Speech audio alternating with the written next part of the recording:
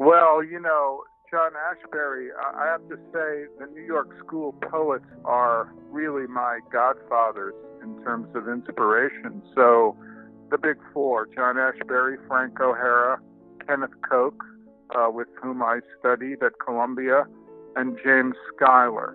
You know, they were close with the painters and musicians in New York in the 40s, 50s, 60s, and onward.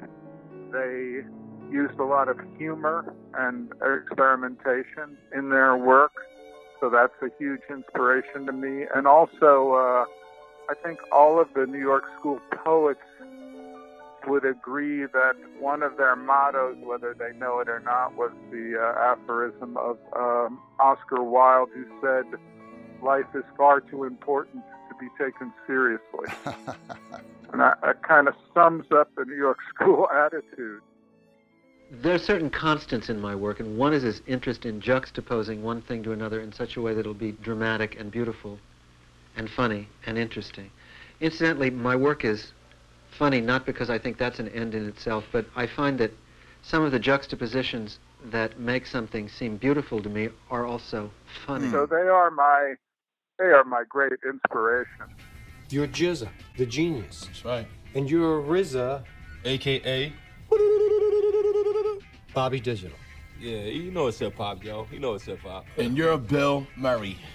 Bill Groundhog Day Ghost Busting Ass Murray. Who you gonna call? I know that. Just don't tell anybody.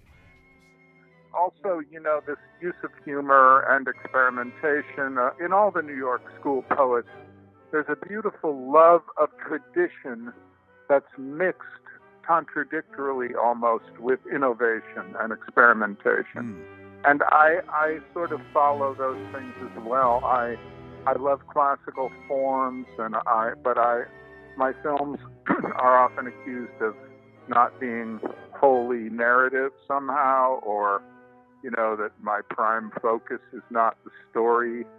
But I do love form and tradition, but I also love innovation. So I find that connection to these, my godfathers.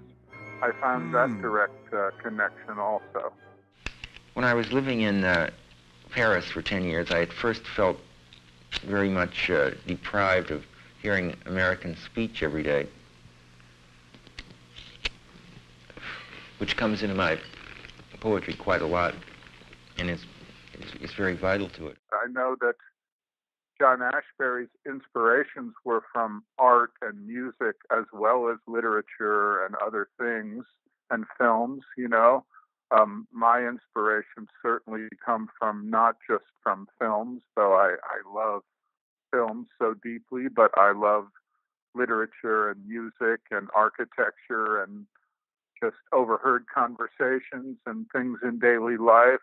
And I know Ashbery often picked up little details of daily life, little discarded shards of things, and then they would appear in his poems, or he would use them as little building blocks, or, you know, things like that. I try to follow in that process myself. I sleep. I like to drink before I go to sleep. Drink a lot of coffee before I go to sleep, because then I can dream faster. I can dream like when they put a camera on the Indy 500, when they put a camera in the car, and it's just whipping by like that. And you can dream after dream after dream after dream.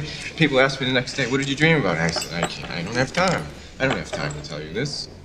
I quoted an early poem of his called Le Livre est sur la table from his first book, Some Trees. And I quoted a line which is, "All beauty, resonance, integrity exist by deprivation or logic of strange position." And I wrote a little thing about why I've almost taken that literally and used it as a kind of a mantra given to me from the young John Ashbery. That one I've carried around with me for decades now, inside me. If the wild light of this January day is true, I pledge me to be truthful unto you, whom I cannot ever stop remembering. Remembering to forgive. Remember to pass beyond you into the day, on the wings of the secret you will never know, taking me from myself, in the path which the pastel girth of the day has assigned to me. I prefer you in the plural. I want you. You must come to me, all golden and pale like the dew in the air. And then I start getting this feeling of exaltation.